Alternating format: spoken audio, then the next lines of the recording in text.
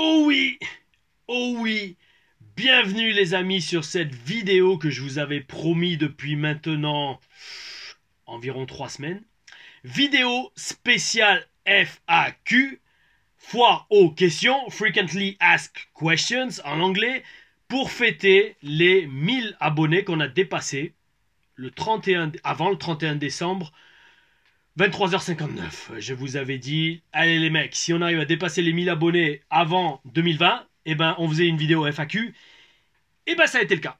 Ça a été le cas, donc déjà, alors merci à vous. Merci, là, bon là on en est à 1400, hein, déjà ça a continué à augmenter, donc très très bel esprit, merci encore. Merci pour le soutien, merci pour le fait également que il y a beaucoup de positivité, quasiment que de la positivité. Je vois rarement des mecs qui viennent critiquer pour le fait de critiquer, ou même qui viennent tout simplement avec des mauvaises ondes, on va dire. Et même quand il y en a, j'engage la conversation avec eux. Parce que c'est ça en fait, j'allais dire le secret de la vie. Non, il y a plein de secrets dans la vie, mais on va pas commencer un bel esprit chaud. Mais c'est que, vous savez, quand vous discutez posément, intelligemment, avec des arguments, franchement, ça passe beaucoup mieux quoi. Et il y a deux ou trois gars comme ça qui sont venus qui avaient des idées quand même vachement à l'opposé de ce que je racontais, j'allais dire des bêtises que je raconte, non, mais de ce que je raconte. Et par la discussion, en lui disant non mais tu vois, si tu prends le truc sous cet angle-là, ben, on arrivait à limite bon, se serrer virtuellement la main et c'est parti nickel. Et je vous conseille franchement les gars, si le monde pouvait être comme ça, le monde irait beaucoup mieux. Mais bref, le monde va très bien, on a dépassé les 1000 abonnés, comme on a dit, et donc je vous avais aussi promis une surprise de mon époque NXT. Quelque chose d'absolument inédit sur Internet, tout simplement parce qu'il est au fond de mes dossiers sur l'ordinateur. Donc, ça, vous allez l'avoir à la fin de la vidéo. On y reviendra donc, j'espère, dans moins d'une heure, parce qu'au final, il y a eu 60 commentaires que j'ai sous les yeux, ici, sous le message que j'avais, le post que j'avais pu enfin faire sur YouTube. Quand on dépasse les 1000 abonnés, on peut faire des posts écrits. Et donc, il y a eu 60 messages, commentaires, donc j'imagine 60 questions. Donc, on va y aller. Je vais essayer d'être assez rapide, parce que sinon, on va y passer 3 heures, je me connais. Euh, Vous avez pris la peine de poser une question, je vais répondre à absolument tout. Sans tabou, sans rien du tout. Et puis, à la fin, voilà, la surprise NXT que vous verrez. Tiens, même les chats, ils sont pas contents. Enfin, non, au contraire, ils sont très excités, je pense, de la surprise NXT qui arrive. Et donc voilà, à la fin, surprise NXT, à la fin de la vidéo, c'est parti, FAQ, on commence. Première question, il y a une semaine. Tutox YT, donc j'imagine YouTube, me demande, pour toi, quel est le meilleur espoir du catch français, à part toi? Donc déjà, personnellement, je ne m'estime plus comme un espoir du catch français. Parce que l'espoir, c'est... Un espoir, c'est dans le sens que c'est un mec qui n'a pas encore vraiment fait grand-chose et qui est sur, on va dire, le tremplin pour décoller. Donc pour ça, franchement, au jour d'aujourd'hui, j'y réfléchissais, j'ai pas tout regardé toutes les questions, je les ai pas lues une par une, je veux vraiment le faire au feeling, en mode bel esprit, en mode balestec. C'est pas le bel esprit chaud, donc j'ai pas mis le signe bel esprit. Voilà, comme ça au moins c'est dit. Donc, espoir du catch français, bah écoute, on va faire simple. En mec, bon, bien évidemment déjà Senza Volto, même si il commence à avoir fait deux ou trois trucs avec la WWE. Donc, bon, il reste un espoir, hein, je crois qu'il a dans les 24-25 ans, un truc comme ça. Donc franchement, oui, voilà, je pense qu'il va faire parler de lui dans les années qui continuent à venir. Si il reste en bonne santé, touchons du bois pour lui, bien sûr. Faut pas se blesser quand il fait le style de catch qu'il fait. Parce que le jour où tu es blessé avec son style de catch, ça va être très très limitant pour le catch, justement. Dans le même ordre d'idée, Aigle Blanc de l'APC, qui commence à tourner pas mal à l'étranger. Il a fait le Mexique, je crois, il n'y a pas longtemps. Il va aller faire Qatar dans pas longtemps. Et surtout, Aigle Blanc aussi, ce qui est bien, c'est qu'il est encore plus jeune. Je crois qu'il a dans les 20 ans. Et s'il s'épaissit un peu, comme je dis souvent, parce que je l'ai souvent vu à l'APC, ouais, il va pouvoir aller loin. Et parce que dans tous les cas, voilà, quoi, je veux dire, il a la taille aussi. Il dépasse le mètre 80. Donc en fait, oui, il se concentre sur de la voltige. Mais avec la taille qu'il a, s'il prend 15 à 20 kilos de muscle, il n'aura pas besoin de faire de la voltige, qui est quand même un style beaucoup plus éprouvant pour le corps. Donc voilà quoi. Donc ça c'est voilà, c'est à réfléchir. Je pense que là, au jour d'aujourd'hui, sans y réfléchir trop rapidement, hein, je ne veux pas passer 10 minutes sur chaque question, parce que sinon, à 60 questions, la vidéo va faire 4 heures. Mais bon, Ouais, pourquoi pas faire des vidéos de 4 heures? Je l'ai déjà fait, hein. Bon, bref. Et en mec, sinon, autrement. Antonio Adamo, peut-être? Il commence un peu à faire parler de lui. Il s'est entraîné chez Lens. Donc, ça, très très bel esprit, très très bonne base. Et il commence à avoir un bon physique. Là, il va à la gym, je vois. Il fait des beaux trucs sur Internet. Dans ses stories Instagram. Ouais, Antonio Adamo, je pense qu'il peut y avoir. Je sais plus l'âge qu'il a, donc il faut voir un peu son âge. Mais je pense que, ouais, il peut faire un joli truc dans les années à venir. Voilà, après, voilà. Un espoir. Je vais venir après pour les femmes, hein, bien sûr, mais un espoir, ça sert à rien d'être un espoir si le mec bosse pas. Et là, je mentionne uniquement des mecs qui bossent. Point barre. Parce que le truc, c'est ça, c'est si le mec bosse pas, s'il a pas une belle tenue de catch, s'il bosse pas sur son physique, pour moi, c'est pas un espoir. C'est qu'il a pas la bonne mentalité là. Donc là, tous les mecs que je dis, et les femmes que je vais dire juste après, c'est des gars qui bossent dur, ou des meufs qui bossent dur, et qui vont très, j'allais dire très fortement, il y a de très grandes chances, aller quelque part dans les années à venir. Donc ça, c'était pour les mecs. Et pour les femmes, très simple. Bon, déjà, bien évidemment, Amal Winchester, même si là encore, elle a déjà fait quand même pas mal de trucs, mais que là, elle a été bien exposée avec NXT UK récemment. Bon, je ne lui ai pas demandé personnellement si elle a été signée, c'est pas trop mes oignons, mes affaires. Mais en tout cas, voilà, je pense que Amal, elle va faire un bon truc dans les années qui viennent. Elle le fait déjà, de toute façon, hein, je veux dire, elle a été entraînée déjà par Mark Sebir, donc très très bon coach, White Storm, un bon pote. Amal, Mila Schmidt aussi, bien évidemment, qui elle aussi avait bien tapé dans l'œil des recruteurs de la WWE pas aux USA, en Allemagne, lors des essais en Allemagne. D'ailleurs, il y avait eu un reportage sur elle, enfin pas sur elle, mais sur les essais en Allemagne de la WWE, je crois en novembre 2018, il me semble. Et il avait vraiment bien fait mousser pour ceux qui ont pu le voir, le reportage, donc ça c'est très bon pour le catch français, tout simplement. Et une petite dernière sur qui garder un œil, croyez-moi. Et c'est pas parce qu'elle a fait un stage avec moi il y a pas longtemps, mais tout simplement parce que ça fait quand même pas mal de temps maintenant que je la connais. Calypso. Calypso, qui est très jeune, 19 ans je crois. Arrête-moi si je me trompe, Calypso. Et surtout qui a été à très bonne école, l'école WS pendant 3 ans, qui lui a donné une expérience inégalable en France. Ça, quoi qu'on dise, on peut dire ce qu'on veut du style WS, on s'en fout. Niveau calendrier, niveau fréquence de match, c'est imbattable. Donc Calypso, là, qui récemment donc, est redevenu, on va dire, free agent sur le circuit français et européen. Donc ouais, je pense qu'elle va faire un bon petit truc dans les années à venir, tout simplement parce que elle, bon, comme les autres aussi, mais elle a vraiment la passion. Moi, je veux dire, il y a toujours une image qui me reste d'elle, c'est que elle était allée à Access quand elle avait 10 ou 12 ans, elle dans un ring WWE, voilà, quoi, je veux dire, en fait, c'est le genre de truc, voilà, c'est le genre d'histoire qu'ils adorent, la WWE, où t'as la petite qui gamine, elle est en photo avec le titre de champion du monde, ou même carrément dans un ring WWE avec ses idoles. Et puis voilà, quoi, je veux dire, c'est le genre d'histoire. Donc, après, je dis pas que forcément elle a la WWE, mais après avoir bien discuté avec elle, notamment à travers les stages qu'elle a fait avec moi et tout, il lui dit, voilà, si tu veux y arriver, voilà ce qu'il faut faire. Boum. Et voilà, c'est à elle d'appliquer la recette, hein. Mila Schmidt, elle en est où elle en est, pas uniquement à cause de ça, mais à 14 ans, elle m'avait envoyé un email sur Facebook pour me demander comment faire pour faire catch et faire une belle carrière dans le catch. Je lui avais donné 2 ou 3 conseils, elle a suivi tout à la lettre. Aujourd'hui, c'est en train de devenir un bon petit nom de la scène européenne. Elle est allée au Japon il n'y a pas longtemps. Elle a fait des essais à la WWE, ça s'est quand même pas mal passé, au contraire. Sauf qu'elle a eu une petite douleur à la jambe derrière. Non, voilà, franchement, j'allais dire, si vous voulez mousser à la WWE, venez faire mes stages. Oui, oui, oui, parce que j'ai quand même été 4 ans. Vous verrez à la fin un truc sympa, donc pendant la surprise du genre de truc qu'on faisait, j'ai envie de dire hebdomadairement là-bas, la WWE. Une surprise que vous verrez nulle part ailleurs. Donc, bel esprit. Et donc voilà, donc les meilleurs espoirs. Il y en a 3, enfin bon, j'ai fait 3 et 3, comme ça pas de jaloux. 3 mecs, ben, Senza, Aigle Blanc, Antonio Adamo. Et les 3 meufs, Amal, Mila, Calypso.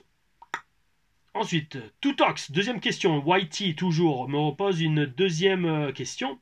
Quels sont tes meilleurs amis à la WWE, femmes et hommes? Hommes, c'est simple, Marcus Louis, Michael Vierge, Baron Dax, avec qui j'ai recommencé à parler pas mal ces derniers temps sur Instagram. Bel esprit, bel esprit, bel esprit, bel esprit. Il va reprendre le catch. Très bel esprit.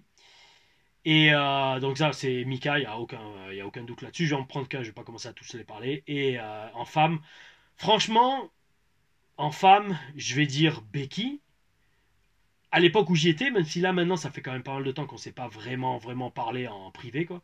On s'était vu en février 2019, il y a presque un an, quand j'étais allé en Californie, vite fait. entre deux rendez-vous qu'elle avait. Mais ouais, non, Becky, ça a été vraiment ma meilleure amie sur place. Là-bas, ben, on habitait juste à côté. Il y avait cette connexion européen entre eux qui était pas mal aussi. Et voilà, après voilà, donc bon, je veux pas la gaver ces temps-ci, je veux pas lui faire oh Becky comment ça va, tu sais, je veux dire, donc ça fait longtemps que je vais pas parler, donc voilà, donc on a pris un peu de distance, mais c'est logique aussi, ça fait quand même 4 ans que je ne suis plus à la WWE et que le temps passe vite. Oh oui, oh oui. Troisième question, bon, je vais pas continuer à les numéroter parce que sinon je vais perdre le fil. Samy me demande, est-ce que tu penses que le catch français a un bel avenir devant lui? Oui, oui, oui et un tout petit non. Alors oui, oui, oui, parce qu'il y a de plus en plus de catcheurs français très talentueux, de jeunes très motivés qui se donnent à fond et ça c'est très bel esprit, c'est très bon pour le catch français. Il y a de plus en plus de shows de qualité, ça aussi c'est excellent. Bon, je ne vais pas citer toutes les promotions pour lesquelles je bosse, mais en général je fais de plus en plus de shows qui sont de mieux en mieux, donc ça c'est très bien. Bon, notamment la nuit du catch d'ailleurs, donc j'annonce, grosse annonce, nuit du catch 3, 11 avril 2020. On fera d'autres vidéos pour en parler mieux, mais je l'annonce déjà. Nuit du catch, 11 avril 2020. Réservez vos billets, réservez vos voyages, peu importe, faites comme vous voulez, vous venez. Ça va être un gros show comme d'hab. Là, on prévoit un peu de nouveau qu'on n'a pas fait les autres années. Ça va être pas mal, ça va être très bel esprit. Donc voilà, Nuit du catch 3, voilà, ça se développe aussi en France. Et pourquoi j'ai dit le tout petit nom à la fin? Tout simplement parce que, ben en fait, c'est toujours pas vraiment, vraiment, vraiment médiatisé. Et c'est ça qui est triste. J'en parlais encore hier avec qui j'en parlais? J'en parlais avec ouais, un mec de la lutte. Ouais, parce que là en ce moment à Nice, il y a le challenge, le Grand Prix de France de lutte, le challenge Henri de Glane anciennement. Et un des arbitres, on parlait, moi je disais ouais, moi j'ai fait pas mal de lutte, mais maintenant je suis dans le catch et tout, et on parlait un peu catch et tout, et je fais ouais non, mais le problème du catch c'est que c'est pas médiatisé quoi. Donc le truc c'est que voilà, c'est tant que ça sera pas vraiment médiatisé, vraiment, vraiment, comment dire, bah, qu'il y aura pas de gros producteurs qui investissent, ou alors des chaînes de télé qui s'y intéressent, ça va un peu stagner. Donc voilà, alors pour ça, je le redis toujours, il y a plusieurs solutions, mais déjà il faut que les catcheurs se défoncent pour qu'ils fassent un catch de qualité, qu'ils aient tous des gueules et des physiques. Et que voilà, qu'après, bon, les promoteurs aussi se démerdent pour faire leur boulot. Voilà, c'est 50-50. Donc bon, voilà, c'est. Mais franchement, voilà, si ça continue comme ça, forcément, il y aura un bel avenir. Il y aura forcément quelqu'un qui va se finir par se faire signer à NXT UK et qui va devenir NXT Europe, je pense. D'ailleurs, à partir de ça, en parlant de ça, j'ai pas dit aussi, par rapport aux espoirs du catch français, mention spéciale pour Artemis Dortigi. Si j'écorche pas son nom, excuse-moi si je l'écorche, hein, mais voilà, qui a été une arbitre qui a été signée, je crois que c'est rendu officiel ou ça va l'être, enfin, voilà, à NXT UK. Elle a fait maintenant plusieurs apparences, voilà, en tout cas si elle n'est pas signée, elle y est souvent maintenant, et donc ça c'est très bel esprit, et elle montre par son succès, déjà bravo à toi Artemis, et elle montre par son succès qu'on peut avoir une carrière dans le catch autre que catcheur, donc ça aussi c'est très très bel esprit.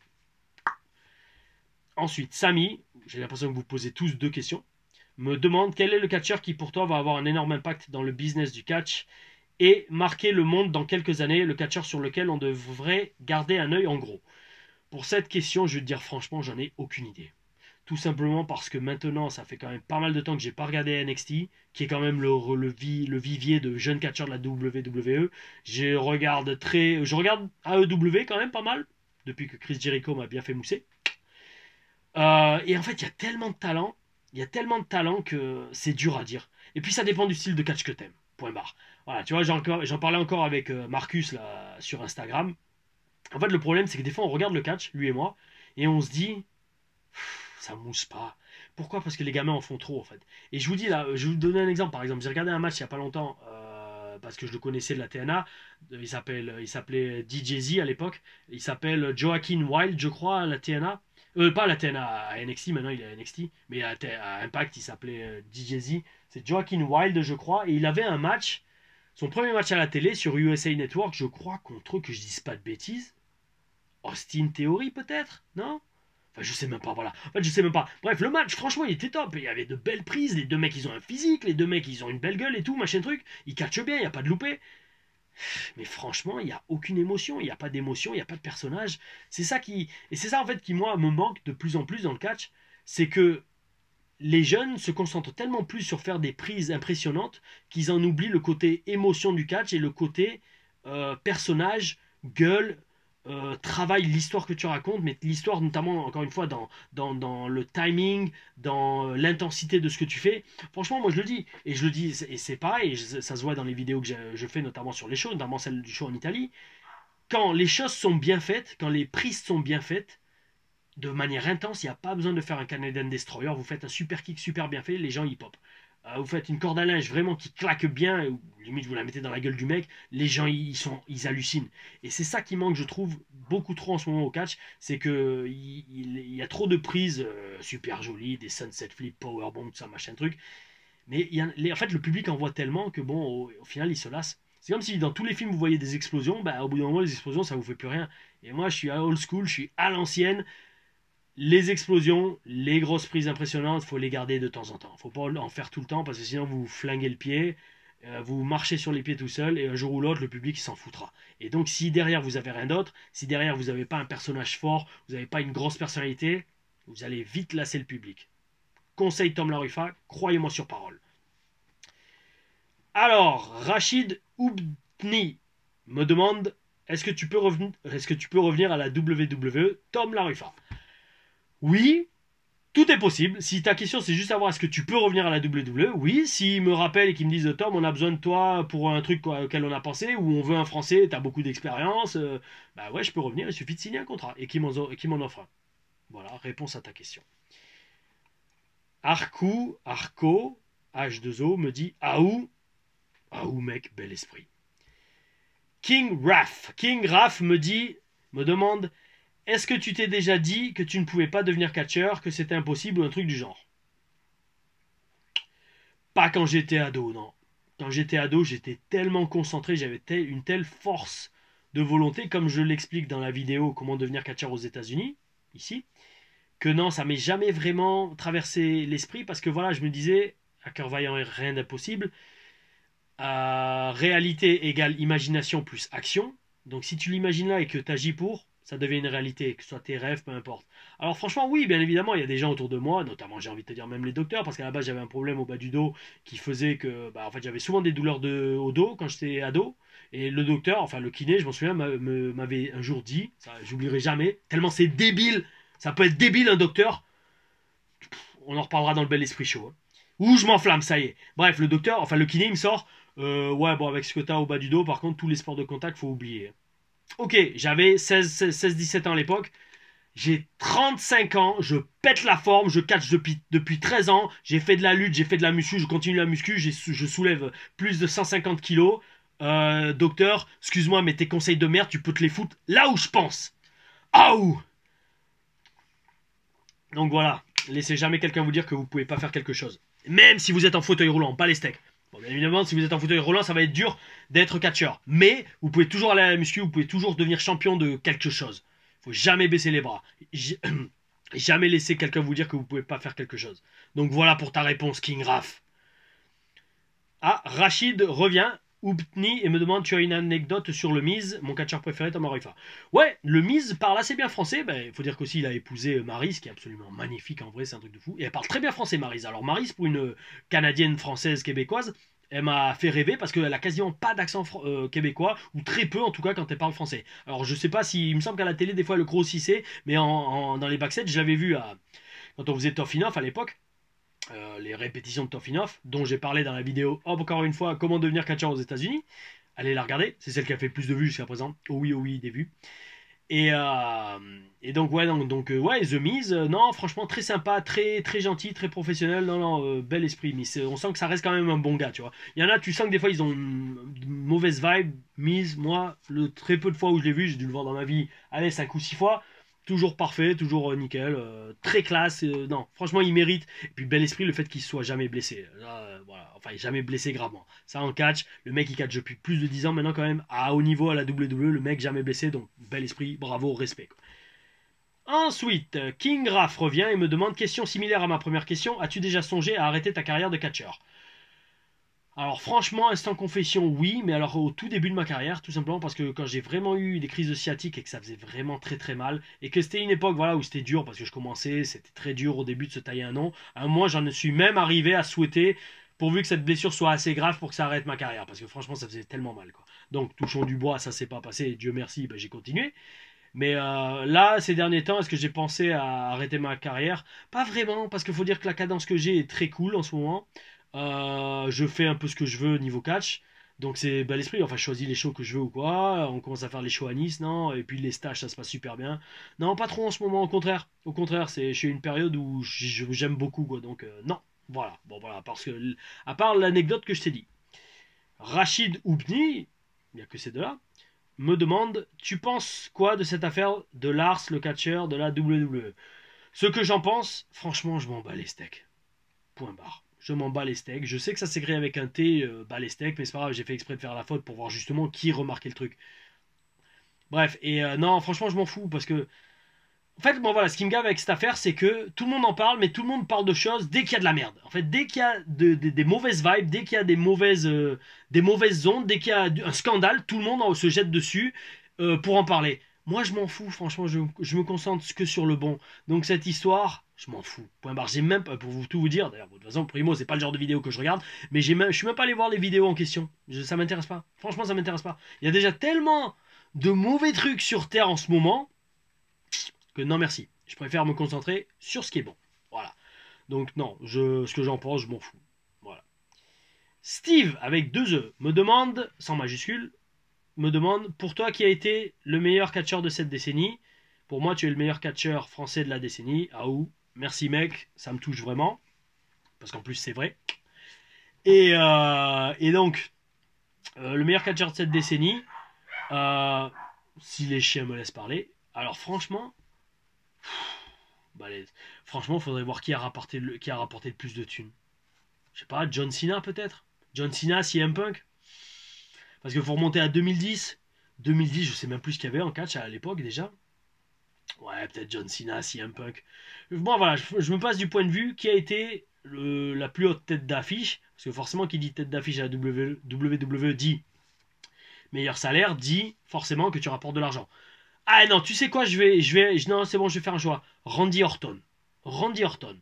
Il a été un peu blessé quand même, mais Randy Orton, c'est un mec qui a toujours gardé du style, un bon physique, qui a su se renouveler tout le temps niveau personnage, niveau look, et dans le ring, franchement, ce mec, c'est un dieu vivant.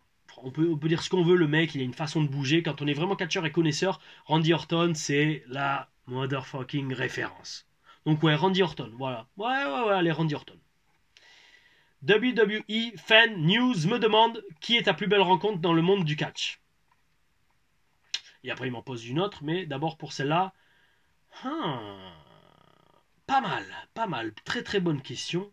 Ma plus belle rencontre dans le monde du catch. Alors il y a une partie de moi. Ça dépend comment on décompose le truc en fait. Si on décompose le truc d'un point de vue, j'ai envie de te dire, purement amical.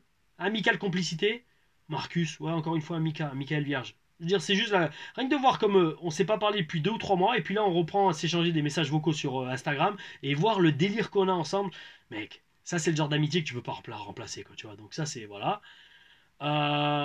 Amitié. Après, niveau respect catch, fraternité catch, tu vois, respect dans le genre, toi t'as été un de mes meilleurs adversaires, David Michel. Ouais. Et on va faire une interview ensemble à la fin du mois, là, à Temps-les-Vosges, à la LNC.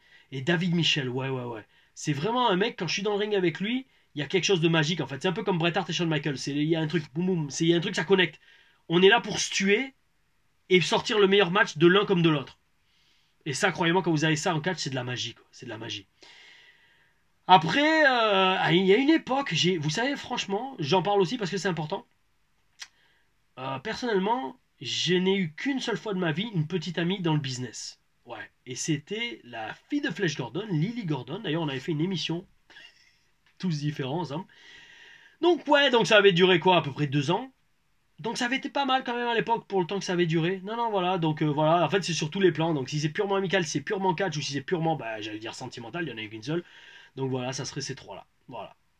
WWE Fan News revient vers moi et me demande: quel est ton match rivalité dont tu es le plus fier? Alors, on va faire simple. Solo ou équipe?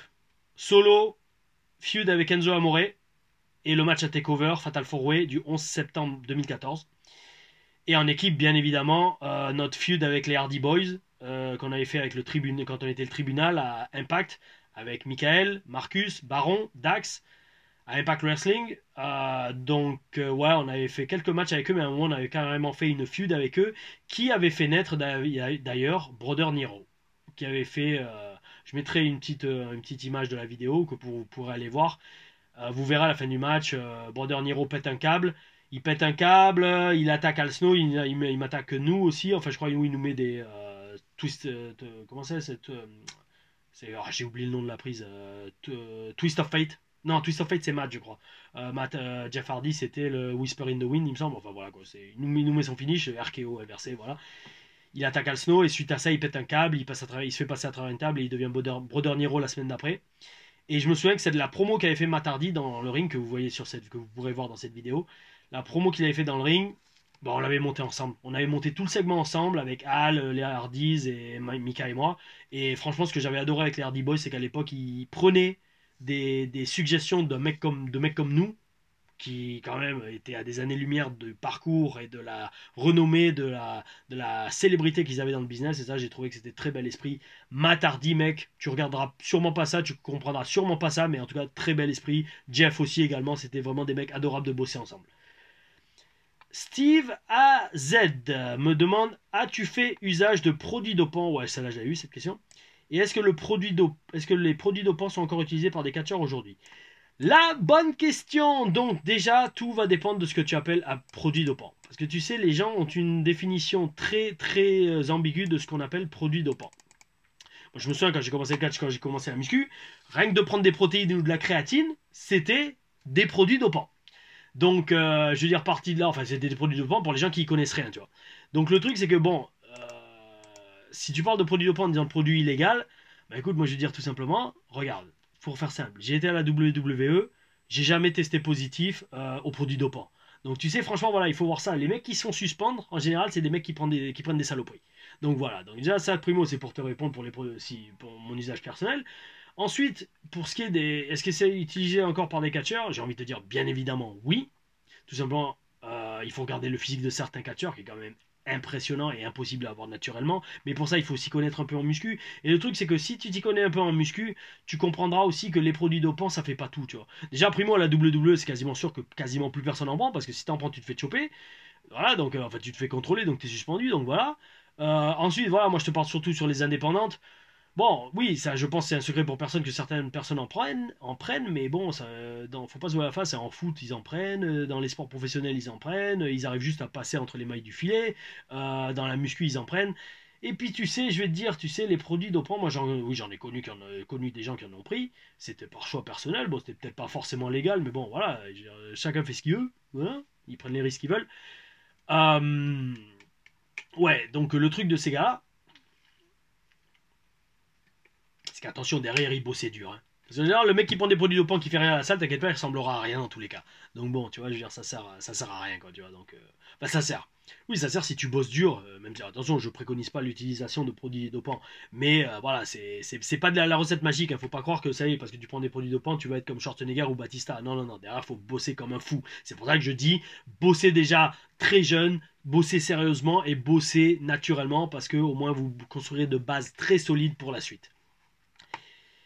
On en est à même pas 10 questions et une demi-heure de vidéo. Ouais, je pense que je vais le faire en plusieurs fois. Hein. La vidéo va faire 3 heures, je vous l'annonce. Alors, The TM Wrestling me demande: est-ce que quand tu catches dans une grosse fédé, tu dois prendre des produits dopants pour tenir la cadence? Et aussi, vas-tu faire des jokes de catch? T'es le meilleur? Ah ou, merci mec. Bah écoute, j'ai répondu déjà à ta question. C'est pas une obligation, hein, je veux dire. Et puis dans les grosses fédés, c'est même déconseillé, vu que maintenant ils font des comptes antidopage. C'est même déconseillé tout court parce que ça reste dangereux. Mais voilà, quoi, c'est. Non, voilà, dans les grosses fédés, non. Est-ce que je vais faire des jokes de catch? J'y pense très, très sérieusement. Il faut juste que je trouve la bonne personne avec qui le faire. On verra. Donc, merci pour ta question. The TM Wrestling. Graouli FM me demande: as-tu des contacts avec des grosses fêtes à l'étranger, UK, Allemagne, US? Quels sont tes plans pour l'année 2020? Alors, pour faire simple, oui, j'essaye de reprendre contact avec des feds américaines, principalement AEW et ROH. AEW par rapport à Chris Jericho, comment il m'avait fait mousser dans sa podcast, et ROH parce que il prépare de gros trucs. pour 2020 et j'ai quelques potes là-bas. Donc j'essaye, on essaye. Si vous commencez à balancer les hashtags TLR, Tom Laruffa, ROH ou Tom Laruffa AEW, allez-y, bel esprit, faites-le. Plus ça fera mieux ça sera. Mais après, c'est pas comme ça qu'on décroche un contrat. Il faut quand même bosser dur et avoir les bons contacts. Donc voilà, UK, Allemagne, ouais, alors UK, je fais une tournée en Angleterre chez Brian Dixon, un des plus grands, plus anciens promoteurs d'Angleterre, d'Europe tout simplement, mi-février. Donc là aussi, je pense faire une interview de lui. Ça sera bel esprit pour la chaîne. Allemagne, j'ai quelques matchs prévus à la Wrestling Cult. Ouais, voilà, donc voilà, mes plans pour 2020, bah, c'est de continuer sur ma lancée. Si possible, retourner aux États-Unis. Ça va être un travail d'équipe. Balancer les hashtags. On va les mettre là, les hashtags. Balancez-les, faites le maximum de bruit, je les retweeterai. On va essayer de faire du bruit. Puis voilà, et continuez à bosser, continuez à kiffer la vie, parce qu'à la base, il faut kiffer la vie, les mecs. Et avoir le bel esprit. Ah ou. Emric ACDFE me demande: penses-tu qu'il est possible de monter des storylines feud dans le catch indie en Europe? C'est-à-dire que malgré que les promoteurs soient différents pour chaque show, on retrouve une évolution du personnage ou de la feud entre deux catcheurs. Personnellement, je pense que non, parce qu'il y a beaucoup d'ego dans le business et souvent les promoteurs ne veulent pas donner de l'importance ou de la crédibilité aux storylines d'une fédé concurrente, la plupart du temps. Et puis ça sous-entendait donc que les deux catcheurs qui fassent cette storyline soient bookés sur le même show à l'étranger et qu'ils soient dans le même programme. Franchement, c'est possible, tout est possible hein, dans le monde, hein, si on y croit et si on bosse dur. Mais là comme ça, de loin, franchement, je dis deux choses. C'est très peu probable, c'est très difficilement faisable, et limite ça sert à rien parce que, à part 3 ou 4 personnes sur internet, personne dans la salle sera au courant de ce qui se passe, tu vois. Même si tu fais un segment micro, même si tu as un écran et que tu joues la vidéo, c'est pas comme la WWE où le programme est hebdomadaire, où toutes les semaines les gens connaissent par cœur les storylines quasiment. Non, le catch indie en Europe, c'est très rarement suivi comme ça d'un show sur l'autre. Donc voilà, je suis pas très malheureusement croyant, j'ai très peu de foi dans ce genre d'idée. Mais voilà, c'est possible. Par contre, de faire un personnage, ça oui, ça tu peux le travailler sur plusieurs choses. Justement, ça te permet de voir s'il marche dans différents pays. Mais ça, c'est une autre question.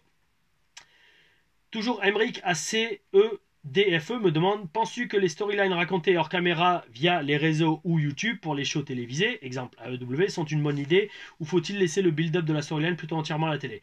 Très très bonne question. J'ai envie de dire, tout dépend si on veut être crédible, réaliste ou non. Si on veut être vraiment réaliste, ce qui est très dur dans un business comme le catch où t'envoies le mec dans les cordes en le tirant par le poignet, voilà, ça c'est dit.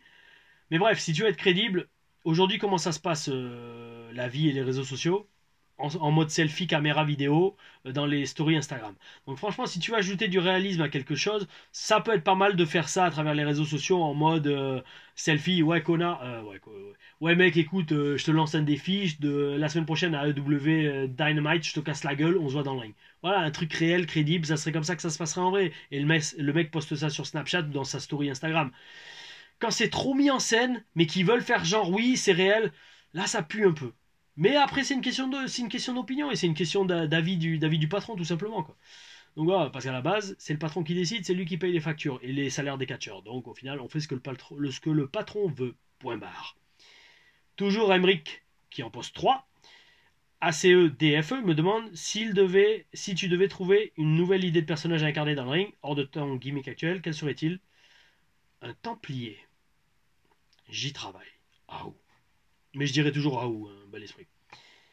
921 Review me demande: le projet avec Triple M, ça donne quoi? Bel esprit, ah ouh. Alors, Triple M, pour ceux qui ne sont pas au courant, c'est Monsieur Marc Mercier. Le projet Grabuge de Monsieur Marc Mercier, Triple M, ce que ça donne, eh ben franchement, va lui demander. Voilà, parce que je suis le moins bien placé pour en parler, sachant que ça fait quand même pas mal de mois maintenant que j'ai pas eu de nouvelles. Aux dernières nouvelles, bah, c'était, j'allais dire, un peu au point mort, toujours dans la recherche de sponsors. Et depuis, j'ai plus de nouvelles, donc j'imagine que ça n'a pas trop bougé. Après, peut-être que je me trompe. Allez voir Marco, demandez-lui hein, sur son Facebook ou sur son... Il n'y a que Facebook, je crois, où ça en est. Et je pense qu'il pourra vous répondre mieux que moi. Moi, depuis que j'ai commencé la chaîne YouTube, ça prend énormément de temps. J'ai envie qu'elle se développe, j'ai envie de la développer à tous les niveaux. Donc, on peut pas tout faire à la fois. Donc voilà, Grabuge pour l'instant, moi, je suis un peu de côté. Voilà, voilà. Dommage, j'en avais fait de belles photos quand même. Hein. Si ça se lance, ça va avoir de la gueule. Voilà, c'est ce que je peux dire. YEC, donc YEC, me demande: bonjour, je n'aurai qu'une question, merci. Quelles que soient tes opinions concernant les fondations et les pratiques au nom des 3 religions monothéistes, crois-tu en Dieu? Bonne continuation et bravo pour ce que tu as déjà entrepris, ce qui est en cours. Très très bel esprit, très très bonne question. Merci de demander une question hors catch, parce que j'aime aussi ça quand même. Enfin, j'aime le catch, tu vois, mais j'aime aussi parler de ce genre de choses. Alors franchement, mes opinions sur les 3 religions monothéistes, sans être hardcore, parce que je respecte quand même ceux et les croyances de ceux qui sont soit par ordre d'ancienneté juifs, chrétiens ou musulmans.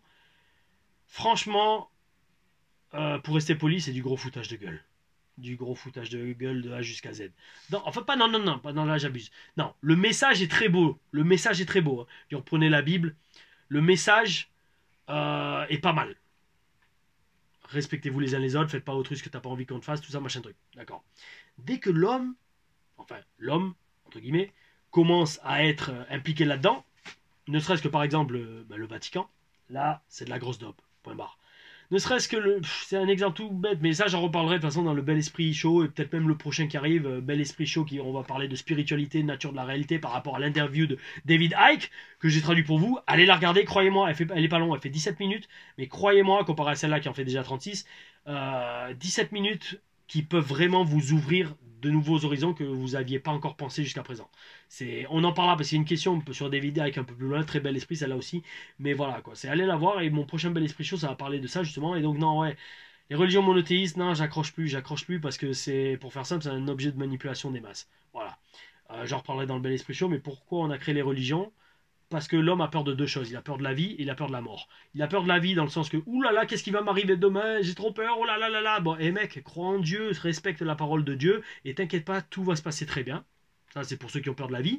Et ceux qui ont peur de la mort, oh mon Dieu, qu'est-ce qui va se passer après la mort?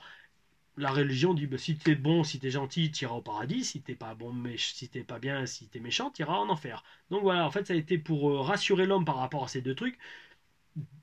J'ai envie de dire ça du point de vue spiritualité. Après, on va pas commencer à parler du fait que le Vatican est l'une des entités les plus riches, si ce n'est la plus riche du monde. Donc voilà, donc ça, après voilà, les mecs qui te disent oui, on fait l'aumône pendant la messe, aidez les plus démunis, faites des dons, alors que les mecs ils se trimballent avec des sceptres en or pur et des tenues cousues en fil d'or. T'es gentil mec, te fous pas de ma gueule. Surtout qu'en plus la plupart aussi ils se tapent des gamins. Bon, on garde ça pour le bel esprit chaud. J'ai pas envie que cette vidéo soit censurée. Voilà quoi. Le mec il s'enflamme. Zorix X me demande: salut Tom. Oula, il est long le texte. Je voudrais savoir quels est pour toi les catcheurs les plus sous-cotés et les surcotés dans le monde. Ensuite, si tu devais te faire un match de catch qui serait le tout dernier de ta carrière, ce serait contre qui? Et pour finir, est-ce que le catch, au bout de tes nombreuses années d'expérience, t'a appris une ou plusieurs choses fondamentales pour toi qui t'ont aidé à avancer dans la vie, des leçons de vie par exemple? PS, félicitations pour tes 1000 abonnés, merci mec, ta chaîne le mérite, continue comme ça, j'adore ce que tu fais et j'apprends plein de choses, qui plus est, bel esprit, ça me fait plaisir, toujours plaisir de lire ça. Donc pour te répondre, la question des catcheurs sous-cotés et sur-cotés, je vais pas y répondre parce que c'est trop large comme question. Je pourrais t'en citer déjà ne serait-ce que 10 qui sont toujours en train de moisir au Performance Center et qui sont blindés de talent et beaucoup plus talentueux pour que des mecs comme Adam Cole ou Johnny Gargano, tu vois. Donc tu vois, je veux dire, non, c'est une question trop large, ça je peux pas répondre. Et les surcotés c'est pareil, hein, je veux dire, bah, justement il y en a ils sont surcotés mais moi je ne vois rien en eux de spécial, mais après voilà c'est comme tout, c'est les goûts et les couleurs, ça c'est une question trop large. Si tu devais faire un match de catch pour ton dernier, catcher contre Lance Storm, ça me ferait vraiment plaisir. J'ai jamais eu de catch contre lui dans un show et j'aimerais vraiment, voilà, si ça devait être le dernier match de ma carrière, je veux catcher contre lui, qui sait, voilà. Ou alors contre Marcus Louis, ouais, contre Mika, faire un beau match solo contre lui serait pas mal aussi, ouais, j'avoue. Et est-ce que le catch m'a appris dans toutes mes années d'expérience des choses sur moi? Oui, énormément, et ça j'en parlerai dans le Bel Esprit Show, notamment je pense celui sur la spiritualité, parce que c'est mon expérience WWE qui a commencé à m'ouvrir les yeux sur ce qu'est vraiment le monde, et ce qu'est vraiment de découvrir comment est l'envers du décor d'une passion qui t'a dévoré toute ta vie, quoi, tu vois. Et ça tu remets beaucoup de choses en question, quoi, et c'est ça qui a commencé à m'ouvrir les yeux sur plein de choses. Oh oui, oh oui. Ah, Zorix X revient vers moi et me dit: ah tiens, j'ai une autre question. Donne une qualité et un défaut de ton cher ami French Wrestling Beast, et penses-tu qu'il va un jour vraiment percer dans le catch et a un bel avenir devant lui, ou tu penses que ça serait compliqué pour telle ou telle raison? Une qualité, il est très mature et j'allais dire intelligent. Ouais, il réfléchit. Parce que l'intelligence, après, c'est subjectif. L'intelligence, il y en a, ils se considèrent être intelligents parce qu'ils sont cultivés. Non, c'est pas ça l'intelligence. L'intelligence, la définition de l'intelligence est différente selon beaucoup de personnes. Donc je ne vais pas dire intelligent, je vais dire très mature et très réfléchi pour son âge. Il a 20 ou 21 ans, je crois. Et en fait, tout ça pour dire qu'avec lui, j'ai souvent des discussions quand même beaucoup plus élevées et matures, tout simplement, que j'en ai avec des gars qui ont mon âge, ou même plus âgés que moi. Donc ça, c'est bel esprit. Un défaut. Des fois, il n'a pas de suite dans les idées. Et je lui ai déjà dit ça. Mais je veux dire, il va commencer un truc, et il va arrêter du jour au lendemain. Et là, je fais, mec, tu déconnes, putain, t'étais bien parti, quoi. Mais non, eh ben, il laisse tomber. Donc ça, c'est triste. Bon, après, je peux comprendre, hein. Je veux dire, le mec est occupé et tout, mais par exemple, qu'est-ce qu'il y avait eu comme ça? Il y avait eu Maurice Dudouze, qu'il a arrêté du jour au lendemain. Dommage, on avait fait une vidéo marrante. Mais ouais, c'est. Bon, enfin, après, c'est comme ça. Tout le monde est différent, je juge pas, hein, mais c'est pour répondre à la question. Penses-tu qu'il va vraiment un jour percer dans le catch? Posez-lui la question. Demandez-lui ce qu'il veut faire. Parce que, bon, il s'est entraîné chez Lens l'été dernier. Moi, j'avais commencé. Bon, après, voilà, on est différents, lui et moi, quoi. Lui, je crois qu'il veut se lancer dans le catch le jour où il est vraiment prêt. Mais comme je dis, mec, si tu te lances pas un jour, tu seras jamais prêt, quoi, tu vois. Donc, c'est à lui de voir. Allez lui poser la question. Ça, je peux pas répondre pour lui. Voilà. Cassius, mais il a du potentiel, ça, c'est sûr. Mais le potentiel, ça sert à rien si on bosse pas. C'est toujours pareil. Donc, voilà, je dis pas qu'il bosse pas, mais tant qu'il ne commencera pas à catcher, on pourra jamais vraiment dire avec de façon certaine, oui mec, t'as ce qu'il faut pour percer dans le catch. Donc voilà. Alors, Cassius me demande pourquoi t'as changé de physique. Est-ce que parce que la carrure Big Man est vendeuse partout dans le monde, au contraire d'un physique plus moyen? Ce changement est-il lié à un potentiel départ dans des fêtes indie américaines ou au Japon? Force à toi. Force à toi aussi, Cassius. Ouais, alors, changer de physique, pour faire simple, quand j'ai été libéré d'NXT et que j'étais plus soumis tous les jours à l'œil de la caméra et l'œil des promoteurs, enfin l'œil d'un Triple H ou d'un coach comme Matt Bloom, tout ça, qui t'aurait dit, mais Frenchy, tu prends du poids là, qu'est-ce qui se passe? Bah en fait, j'ai voulu tout de suite prendre de la masse parce que en fait, oui, j'en avais ras les steaks d'être à 80-85 kilos et je voulais monter à 90, 95 voire 100 kilos quoi. Donc ça a pris du temps. Parce que c'est dur, croyez-moi, de prendre du poids, surtout si on ne s'injecte pas 300 000 trucs dans les fesses, quoi. Et si on prend pas des doses de chevaux, quoi. Et des produits pour chevaux aussi, carrément. Bon, bref. Et donc ouais, j'ai changé de physique parce que je voulais devenir vraiment être considéré comme un poids lourd. Donc je suis monté jusqu'à quand même 103 kilos au Pakistan. Je mettrai une photo là. 103 kilos, c'était dur. Hein. Fou, là. C'est pour ça que j'ai reperdu quand même 10 kilos. Là, je suis stabilisé autour de 90, 92. Bel esprit, ça me suffit au jour d'aujourd'hui.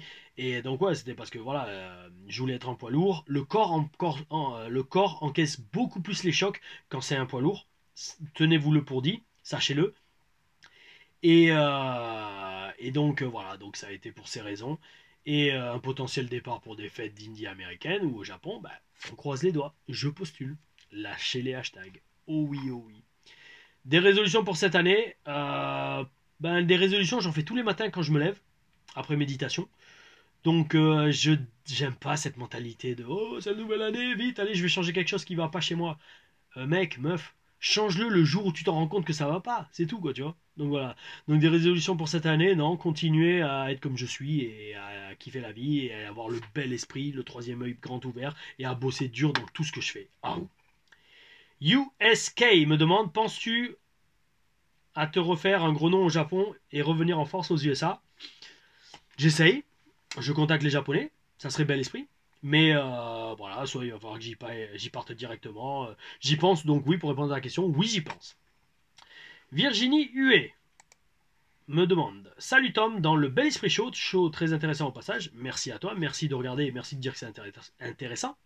Tu te fies énormément à des auteurs voilà, très controversés, avec une approche conspirationniste des événements. J'aimerais savoir ce qui t'amène à faire confiance à un auteur ou à une source en particulier, vu qu'il s'agit d'un milieu où l'on doit trouver beaucoup de charlatans. Super chaîne, continue de nous régaler. Aou. Alors, Aou à toi aussi. Non, pas Virginie, putain, excuse-moi.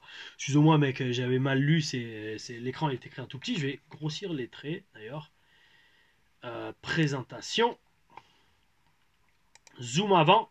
Voilà. Et là, je vois que c'est Virgile Huet. Voilà, excuse-moi d'avoir écorché ton nom. Très, très, très, très bonne question. Dans le Bel Esprit Show, j'ai dû dire une ou deux fois notamment par rapport à David Icke. Je ne l'ai pas dit dans la traduction de son interview, parce que je le redirai dans le prochain Bel Esprit Show qui sera sûrement fait la semaine prochaine.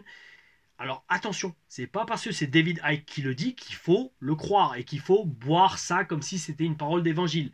Moi, ce que je dis, c'est que il faut prendre à droite, à gauche, au milieu, en haut, en bas, et vous faire votre propre opinion par rapport à tout ce que vous prenez et tout et votre ressenti personnel.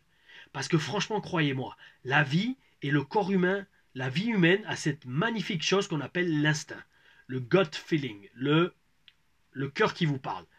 Et quand vous arrivez à entendre cette voix, vous savez ce qui sonne vrai pour vous et ce qui sonne faux. Donc voilà, donc je fais pas confiance aveugle à quelqu'un en particulier. Par contre, il y a une chose qui est vraiment vraie, c'est que, attention, tu sais, en général, faut pas croire les médias de masse de propagande qui vont vous dire « Ouh là là, lui est pas bien, il faut le bannir ». Alors oui, bien évidemment, si le mec fait carrément des appels à la haine directe, d'accord, c'est limite. Mais des fois, vous savez, il laisse de côté certains auteurs, notamment les taxants de tous les noms, antisémites, islamophobes, homophobes, sur une parole qu'ils ont dit qui est un peu limite, et ils oublient tout le reste. Après, attention, je dis pas si la parole est vraiment limite, oui, c'est critiquable. Mais on se sert les médias maintenant de masse, qui sont, maintenant vous le savez, des organes de propagande de l'État. Ça, c'est un secret pour personne. Bon, bref, blacklist, ou pas blackmail, mais blacklist, mettre sur la liste noire très rapidement des auteurs qui mettent justement des fois mettre le doigt là où ça fait mal. Donc ça, c'est aussi à garder en tête. Et moi, je regarde beaucoup ça, je regarde beaucoup, ah tiens, à qui on donne la parole dans les médias et à qui on ne la donne pas. Ça permet de voir déjà, d'avoir un avis, un spectre d'avis beaucoup plus étendu que si vous regardez tout le temps la télé, BFM TV ou les journaux ou même les médias internet de grande masse. Et c'est ça que je kiffe, on le voit avec Twitter. Maintenant, les gens ont tellement la parole grâce à Twitter que maintenant, ça me fait délirer que même les journaux de grandes écoutes, ils sont obligés de reprendre ce qui buzzent sur Twitter. Et ça, c'est très bel esprit, très bel esprit. Ils peuvent plus se cacher. Oh oui, oh oui. Donc voilà, j'espère avoir répondu à ta question.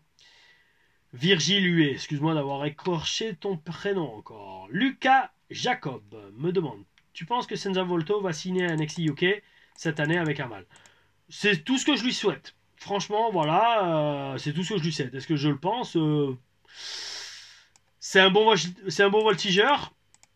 Il a un bon personnage, il a une belle tenue. Maintenant, est-ce que NXT UK va avoir une utilité pour lui avec cette tenue et son style de catch? Qui sait? C'est dans la tête d'NXT UK. Je lui souhaite en tout cas. Anthony C me dit: salut Tom, que penses-tu de The Rock actuellement qui vend de la tequila? Il y a un fossé entre le sport et l'alcool? Non.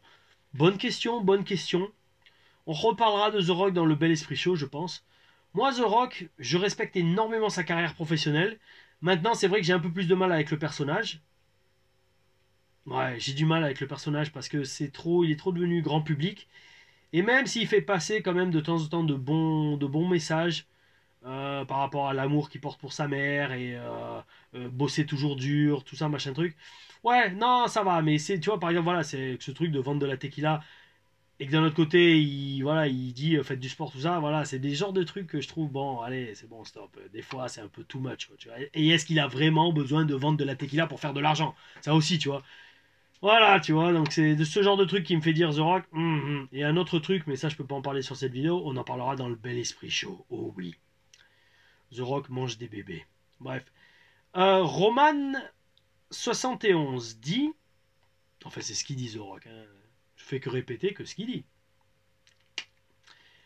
Roman71 dit: de tous les matchs que tu as fait, quel est celui qui t'a le plus stressé et quelle est la personne qui t'a donné le plus de bons conseils? Merci Tom, et continue sur ta lancée. Alors, j'ai déjà répondu plein de fois à cette question, mais je vais en faire. Le match sur lequel j'ai plus stressé... Ah non, je peux même pas dire que c'était TakeOver en fait. Parce que je sais que dans ma jeunesse, quand je commençais vraiment le catch, il y a eu 2 ou 3 matchs où je stressais grave. Franchement, de mémoire, là, je me rappelle d'un match. Souvent, les matchs où je suis blessé, je stresse beaucoup parce que je veux vraiment pas me reblesser. Ça, c'est très stressant. D'ailleurs, j'avais fait la vidéo sur le show et le stage à Béziers, il n'y a pas longtemps, où je parlais, je vous montre comment faire quand vous êtes blessé. Il faut faire un strapping, il faut bien s'échauffer, c'est relou. C'est relou parce que voilà, le stress est très élevé. parce que vous avez vraiment peur de vraiment vous reblesser ou d'aggraver la blessure que vous avez déjà. Donc ça, c'est assez relou. Et sinon, d'un point de vue juste stress, en soi, j'avais fait un match en Angleterre qui est sur YouTube d'ailleurs. Il est là, il est là, il est là contre Mikey Whiplash à All Star Wrestling. Où là, en fait, on devait faire 20 minutes, on avait parlé même pas 2 minutes avant le match. Donc voilà, ça a été de l'impro total. Et là, je stressais grave parce qu'à l'époque, ça faisait même pas 2 ans que je catchais, tu vois. Donc, ouais, ou peut-être 2 ans et demi, tout juste. Et croyez-moi, j'étais loin d'avoir le niveau que j'ai maintenant. Donc voilà. La personne qui m'a donné le meilleur conseil, tous les coachs NXT, tous les promoteurs pour qui j'ai bossé, franchement, la personne qui m'a donné les meilleurs conseils, non. Les promoteurs qui ont de l'expérience, les mecs old school comme Flèche, Marc Mercier aussi un peu, les coachs à NXT, les agents à Impact, voilà, ces mecs-là. Il y en a tellement, je vais pas dire tous les noms. Parce qu'on est déjà à 50 minutes, j'ai dû même pas faire 10 questions. Donc les mecs, on va faire plusieurs vidéos, je pense. Du Monster 71 me demande, est-ce que des projets de vlog comme celui que tu as fait au château des Templiers avec ce bon vieux Beast sont prévus? Là, à vue de nez, non. Parce que je sais même pas s'il continue à faire des vidéos. Donc, éventuellement, mais il faudrait qu'il soit dispo pour faire des voyages et que moi aussi. Et lui, comme il a la fac à Monaco, c'est tendu. Donc là, pour l'instant, non. Salut Tom, déjà merci de répondre à tous les commentaires, que ce soit sur YouTube et Twitter en MP, c'est très cool. Voici ma question. Bah de rien, merci à toi. Quelle est ta créature préférée dans la mythologie grecque et penses-tu que le culte de Cosmos est vraiment... Et comment ça marche, la vie actuellement? Voilà, continue ce que tu fais, bel esprit. Alors, créature préférée dans la mythologie grecque, j'aimais bien le Minotaure quand j'étais plus jeune. Voilà, créature. Après, divinité, c'est pas des créatures, donc je vais pas répondre pour les divinités. Voilà, créature préférée, le Minotaure. J'aimais beaucoup parce qu'à la base, je suis taureau. Donc voilà, le signe des taureaux. Donc la créature à tête d'humain et corps d'humain et tête de taureau, j'aimais bien, bel esprit. Et est-ce que je pense que le culte de Cosmos, c'est vraiment comment marche la vie actuellement? Regardez l'interview de David Icke. Dites-moi ce que vous en pensez. Je dis pas encore une fois que je crois à 500% de ce qu'il raconte, mais on en reparlera dans le bel esprit chaud. Oh ouais. Mais c'est clair que dédicace à Jean-Marie Bigard, que j'aime bien comme humoriste, qui se fait censurer de tous les côtés, enfin bref. Voilà, le culte de Cosmos, non, je pense pas qu'il y ait un culte qui s'appelle le culte de Cosmos qui dirige le monde. Ça, non, je pense pas. Voilà. Ismo Pace, PACE, me demande, tu le mérites amplement, Tom, j'imagine les 1000 abonnés, merci. Penses-tu un jour revenir sur le circuit américain, Impact, ROH, AEW, WWE? Penses-tu je pense que tout est possible. Je pense que j'ai toujours le niveau pour le faire, ça c'est clair. Le parcours également. Est-ce que ça va se faire? On essaye, on travaille. Lâchez les hashtags. Chaque fois je vais les mettre, je pense. Ah ou bel esprit. Jason Wolf. Salut Tom, ma question est dans quelle fédération dans le monde tu aimerais aller et pourquoi? Bonne question. Bonne question. Franchement, retourner aux États-Unis pour refaire de la télé, ça serait vraiment bel esprit. Alors, dans ces cas-là, AEW, ROH, Impact, WWE, peu importe, tant que je suis à la télé. Et Japon, quand même, d'aller dans une grosse fédé au Japon pour pouvoir dire j'ai fait le Japon. Mexique aussi serait pas mal, mais bon, le Mexique, ça m'attire moins quand même le style. Donc, Japon, ouais. Japon, une grosse fédé au Japon, genre New Japan, Old Japan ou Noah, ça serait pas mal. Et aux États-Unis pour refaire de la télé. Ouais, bel esprit. Sorry, damn. Bonjour Tom, déjà félicitations pour les 1K. Reflet d'un travail propre et sérieux, merci à toi d'en faire partie et pour ton compliment. Ma question est la suivante. Étant catcheur, est-ce que ça t'arrive d'avoir peur de te blesser quand tu catches, quand on est débutant ou catcher tout court? Comment fais-tu pour surmonter cette peur en cas de blessure sur le ring, France ou partout dans le monde? Y a-t-il des indemnités ou pas? Alors, bonne question. Si ça m'arrive d'avoir peur de me blesser, oui, assez souvent, notamment sur des prises dangereuses. C'est pour ça que maintenant, avec l'âge, j'en prends quand même moins de risques, en tout cas quand c'est pas un gros show télévisé. Quand je catch avec un débutant, ouais, non, mais ça c'est sûr. Mais si je catch avec un débutant, t'inquiète pas, je vais pas me mettre dans une position dangereuse où il risque de me blesser. Si je me blesse, c'est que c'est moi qui ai déconné, tu vois. S'il me blesse parce que c'est lui qui a déconné, c'est que moi, à la base, j'ai déconné en me mettant dans une position où il était dans une position où il pouvait me blesser par un mauvais comportement. Donc ça, on le comprend quand on est un peu plus catcheur. Voilà, mais encore une fois, dans la vidéo à Béziers, je montre comment catcher blessé. Et en cas de blessure sur le ring en France ou partout dans le monde, est-ce qu'il y a des indemnités? En France, en général, il y a souvent des services des pompiers sur place. Donc ça, voilà. Indemnité, Ça dépend, pareil, ça dépend des promotions. Il peut y en avoir tout comme il peut pas y en avoir. Ça dépend. Ben, ça dépend après aussi au catcheur de voir s'il accepte de bosser s'il n'y a pas d'indemnité ou non. Voilà. Déjà, il y a des indemnités voyage, ça c'est bel esprit. Et bref, aux États-Unis, ben, WWE couvrait tous les frais médicaux et était payé 100% de ton salaire si la blessure arrivait dans le ring, ce qui a été le cas pour moi à chaque fois, donc bel esprit, j'ai toujours été payé, ils ont payé la rééducation et les opérations, encore heureux. Impact, c'était différent. Impact, si tu te blessais, je crois, à notre époque, ils prenaient qu'une partie ou que la moitié, enfin un truc comme ça, parce qu'ils avaient beaucoup moins de moyens que la WWE. Donc, pareil, là aussi, c'est soit tu acceptes de signer le contrat avec ces clauses dans le contrat ou pas. Personne t'oblige à signer ou à catcher pour une fédé qui va pas payer pour tes frais médicaux. Voilà. Tout le monde est libre de ses choix. Le bel esprit et le libre arbitre, c'est la règle. Voilà. WWE fan suisse me demande, dans la vidéo de Naples, tu parles avec Fabio, il te dit que vous improviserez. Et ma question est la suivante, comment vous faites pour faire un match sans préparation? Vous parlez durant le match, bel esprit, à où? Pour ça, viens faire mes stages et tu sauras la réponse à cette question. Voilà, j'ai dit que je répondais à toutes les questions, mais quand même, on va pas tout dire. Non, bien évidemment, il y a de la communication dans le ring, mais si tu veux savoir exactement comment ça se passe, viens faire un stage avec Tom Larifa. Ah où? Samy me demande, je crois qu'il est déjà venu, Samy, hein, et sa photo me dit quelque chose avec sa veste orange. Me dit, est-ce que tu connais Papacito? Si oui, que penses-tu de lui? Il parle de toi dans un entretien choc, je sais plus lequel c'est, mais si t'as jamais regardé, tu devrais. Il a à peu près la même manière de penser que toi, c'est bel esprit. Bien évidemment, je connais Papacito, on avait fait une rencontre, petite photo, lors d'une de ses dédicaces. On aime ou on n'aime pas son style. Moi, j'aime beaucoup parce que, comme tu dis, il pense un peu comme moi et il dit quand même beaucoup de vérité. Avec son style à lui, on aime ou on n'aime pas. Moi, je m'en fous, franchement. Vous aimez pas, c'est votre choix. Moi, j'aime bien, j'aime beaucoup parce que c'est un mec qui est un mec et il est fier de l'être. On croit qu'il est pas très tolérant, mais il est justement très tolérant, ce mec-là. Et en fait, faut pas oublier que ça reste un personnage, Papacito, tu vois. Je veux dire, d'ailleurs, c'est un surnom, c'est un personnage, un peu comme un catcheur, tu vois, qui est un personnage. Donc, il faut essayer de voir derrière le personnage. Et moi, je l'ai rencontré en vrai, c'est un mec vraiment très intelligent et absolument irréprochable, très poli, très gentil, très balèze. Voilà, donc très bel esprit. Et oui, je connais Papacito. On se tweet d'ailleurs régulièrement, quoi. Monsieur Sarma me demande comment faire tout ce que tu as fait, mais sans moyens financiers. Merci, tu es une source d'inspiration. Merci à toi. Et c'est aussi un des buts de la chaîne et de mon parcours d'être une source d'inspiration et d'inspirer les gens. Comment faire tout ce que j'ai fait, mais sans moyens financiers? Je vois pas trop ce que tu veux dire par là, parce que pour moi, si t'as pas les moyens financiers, c'est que tu t'es pas donné les moyens de les avoir. Moi, tu vois, il y a un reportage là, dont on parlera peut-être d'un jour dans d'autres vidéos, où tu me vois, il y en a même deux en fait, mais je mets que celui-là, où tu me vois vendre des journaux sur la plage quand j'avais entre 20 et 21 ans, pour pouvoir avoir assez d'argent pour pouvoir partir aller apprendre le catch au Canada. Donc tu vois, comme j'ai dit, quand tu veux, tu peux. Point barre. Donc le mec qui a pas de moyens financiers, à moins qu'il ait vraiment un gros problème de santé ou qu'il ait un problème de choix dans sa vie, c'est ça, c'est une question de choix. Tu vois, je veux dire, c'est vraiment une question de choix en fait dans la vie. Hein. Franchement, tout, hein, c'est. Donc voilà, pour répondre à ta question, comment faire quand t'as pas de moyens financiers, bah, tu trouves le moyen de les avoir. Voilà, point barre. Et puis, de toute façon, pour une fois, il ne faut pas des milliers et des milliers d'euros. Hein. Enfin oui, pour apprendre le catch au Canada, oui, mais tu peux toujours aller apprendre le catch à côté de chez toi si t'as une école, ou faire le trajet. Comme on dit, quand on veut, on peut. Garde cette phrase comme proverbe. Sébastien Thoth me demande, ou Toth me demande, T-O-T-H. Bonjour, beaucoup de questions me passent par la tête. Tout d'abord, comment allez-vous? Très bien. Puis combien de temps avez-vous mis pour acquérir le bel esprit?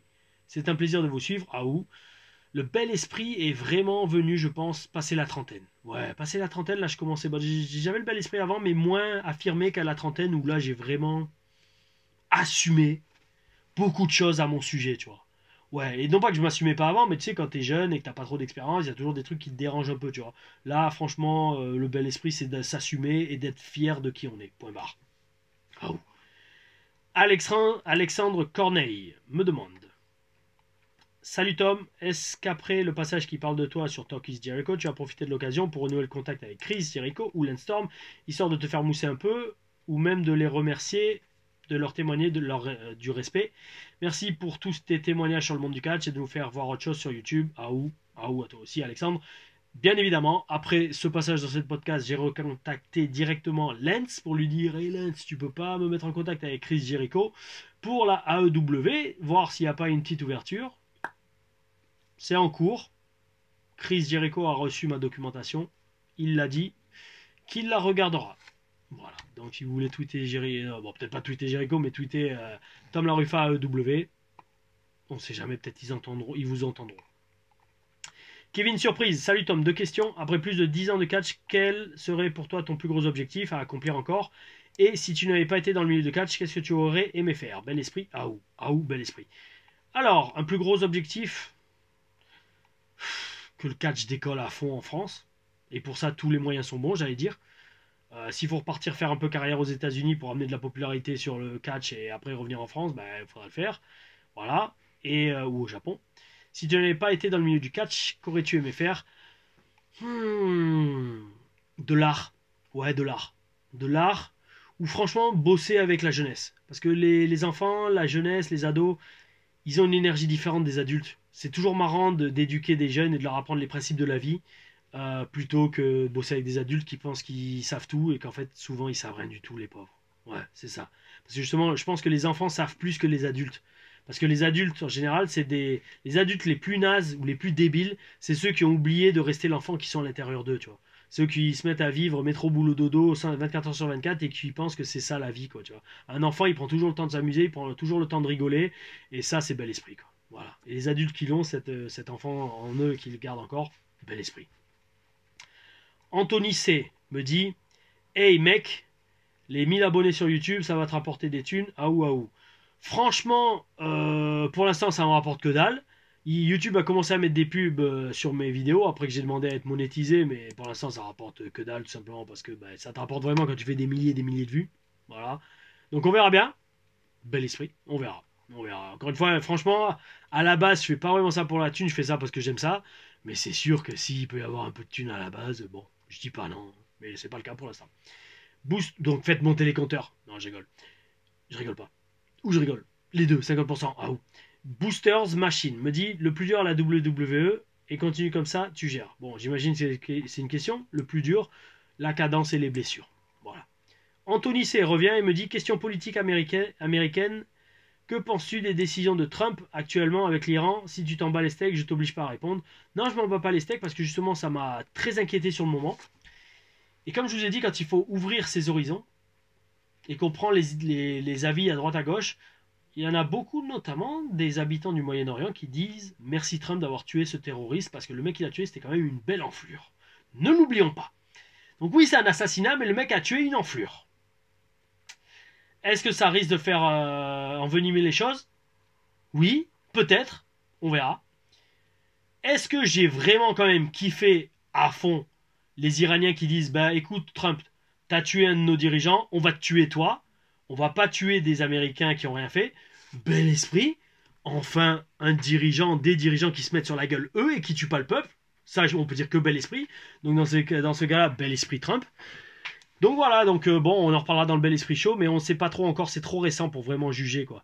Mais c'est vrai qu'il faut prendre en compte plusieurs éléments dans cette affaire, et donc à ce niveau-là, voilà, quoi, je veux dire, c'est trop profond comme histoire, et c'est trop récent pour vraiment en tirer des conclusions. Voilà.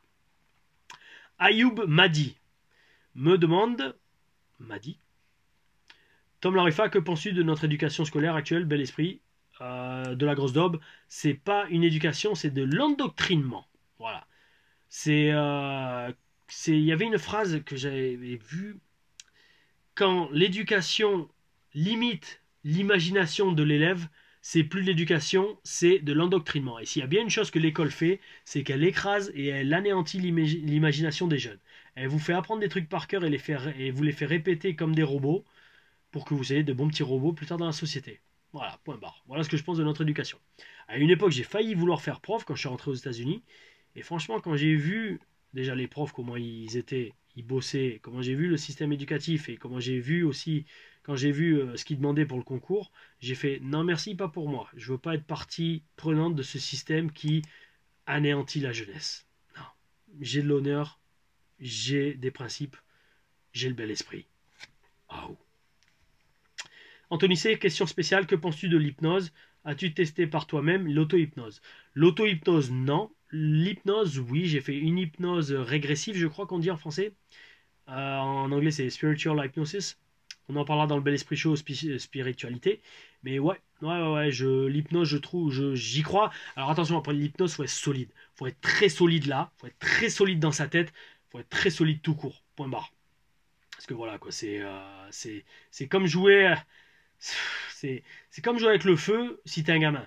Si t'es pas bien là, ça risque de te déglinguer, à moins d'être encadré par un professionnel. Mais voilà, moi je préfère quand même y aller avec un gilet pare-balles. Et pour ça, il faut être très fort là-dedans. Et pour ça, il faut méditer, il faut ouvrir son troisième œil, il faut y aller comme un guerrier. Ah ou un guerrier de la lumière. Ah ou.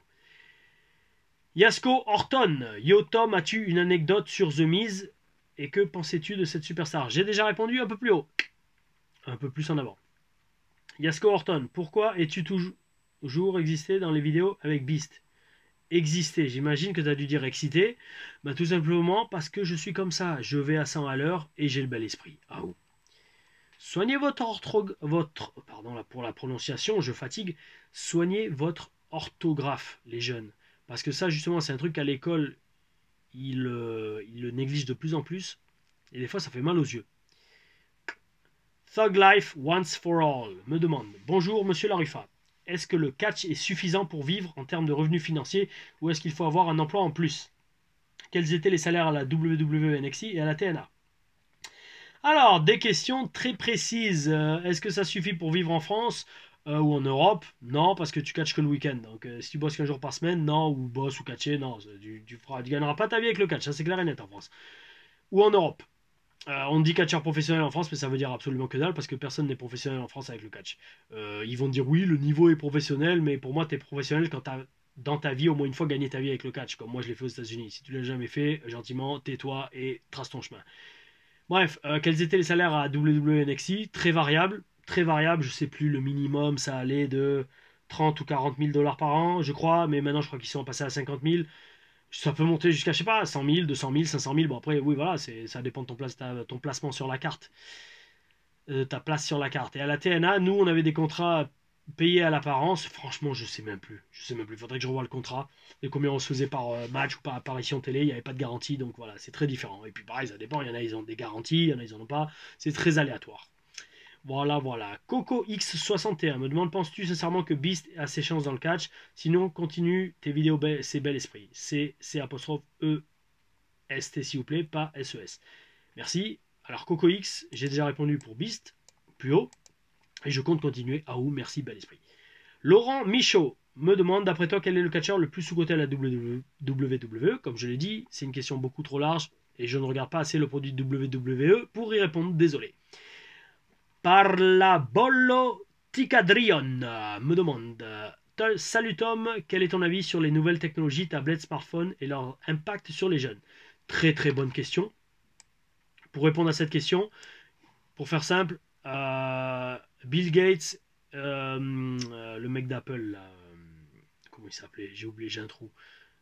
Steve Jobs, je crois, lui aussi, interdisait Mark Zuckerberg, patron le CEO de Facebook, c'est peut-être pas vraiment lui le patron, interdisent à leurs gamins tout écran, tablette, téléphone, smartphone jusqu'à leurs 14 ans.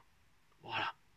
Ça vous dit quelque chose. Si les élites ou les élites visibles de notre monde et surtout de la Silicon Valley et de ces nouvelles technologies interdisent catégoriquement à leurs enfants d'avoir la moindre tablette avant 14 ans, voilà, réfléchissez les gars, réfléchissez. Ce que j'en pense, j'en parlerai dans le Bel Esprit Show. Mais voilà, vous allez penser que c'est pas trop positif. Bon, là, je filme avec le portable, je peux pas vous le sortir, je vous le sortirai un jour, je vous donnerai dans le Bel Esprit Show un truc à rechercher sur Google. Un brevet qui a été déposé pour influencer le psychisme des gens à travers de petites ondes électromagnétiques émises à travers des écrans, que ce soit des écrans de télé ou des écrans de tablettes portables, smartphone. Ouais, c'est un brevet qui a été déposé pour ça. Oh oui, et tout est accessible sur Internet. Raphaël Soares Pedro me demande: salut Tom, que penses-tu de Bray Wyatt et de son nouveau personnage, Bel Esprit? Franchement, The Fiend, j'adore, j'ai toujours adoré Bray Wyatt dans tous les cas, c'est un personnage très fort qui pour moi aurait dû être le nouvel Undertaker. Ça n'a pas été fait, c'est dommage. Voilà, mais j'adore, franchement j'adore. Zoro, Z-O-R-O en majuscule me demande comment te sens-tu physiquement? Parfait, bel esprit, vraiment, vraiment, vraiment très, très bel esprit, très, très bien. Hier, j'ai squatté 120 kilos pour un mec qui a 2 opérations au genou et des problèmes de sciatique. En tout cas, quand il était jeune, c'est très bel esprit, sans ceinture. Et je descendais bien bas, croyez-moi. Thundercraft X me demande Ah, Tom, j'ai du mal avec le bel esprit show qui sont très bien expliqués, mais il faut accrocher au concept. J'adore le catch côté. Non. Par contre, j'imagine, voilà, par contre, j'adore le côté catch de ta chaîne. C'est la seule chaîne où on voit le catch côté pratiquant et non spectateur, et c'est grave intéressant. Mais merci, bel esprit, c'est le but justement. Et tu sais ce qui serait énorme, que tu arrives à faire une vidéo avec Papacito. J'avoue, bel esprit, ça serait pas mal. Entre deux barbus chauves, bel esprit, ça serait bel esprit. Et lui, il a un style différent, il fait vraiment dans le style comédie. Justement, j'ai pas envie non plus de tomber 100% dans la comédie, qui est très bel esprit, c'est très bien et c'est très marrant ces vidéos. Mais voilà, je préfère quand même garder un côté quand même, entre guillemets, plus réaliste. Même s'il dit beaucoup de vérité, attention. Je dis pas ça, mais lui, il va vraiment dans le trash, dans le hardcore, dans le punchline mode et je te casse en deux. Moi, bel esprit chaud, j'essaie de garder un peu plus le côté ouverture d'esprit. Les mecs, renseignez-vous par vous-même, parce que voilà, tout est disponible quand on cherche un peu. Rémi Gaming me demande Salut Tom, penses-tu possible un retour à la WWE? Pourquoi pas aller à la AEW ou la New Japan Pro Wrestling si ton projet de remettre le catch en France sur le devant de la scène ne marche pas? Ah ou bel esprit, j'ai déjà parlé de ça pas mal dans cette vidéo. On en est à 1 minute 11, 01. Ouh, bel esprit. La synchronicité.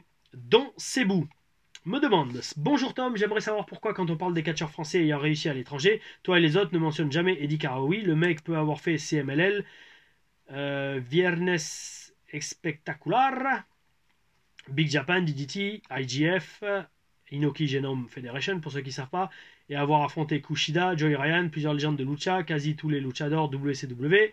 Pourtant, visiblement, vous faites comme s'il n'existait pas. Pourquoi une telle omerta envers lui, qui fut un champion de France de lutte gréco-romaine? Bel esprit.